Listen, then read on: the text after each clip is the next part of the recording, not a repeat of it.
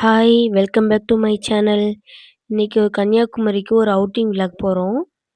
சில பயணங்கள் பார்த்தீங்கன்னா, நமக்கு ஒரு இடத்த மட்டும் அழகா காட்டாது.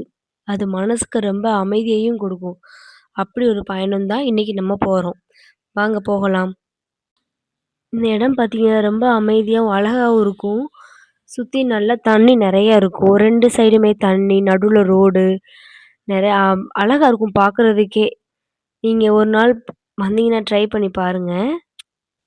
கன்னியாகுமரிக்கு ஏன் அந்த பெயர் வந்ததுன்னு தெரியுமா? புராண கதைப்படி பார்வதி தேவி சிவபெருமான திருமணம் செய்யணும்னு நெனச்சு, ஆசையோட கன்னி பெண்ணா தவம் செஞ்சிருக்காங்க.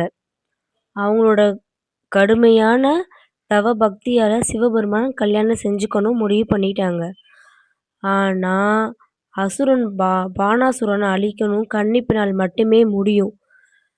அப்படின்றதுனால, இந்த திருமணத்த எப்படியாவது நடக்க விடாம நம்ம பண்ணின்னு சொல்லி தேவர்கள்லாம் முடிவு பண்ணி அந்த கல்யாணம் நின்றுச்சு.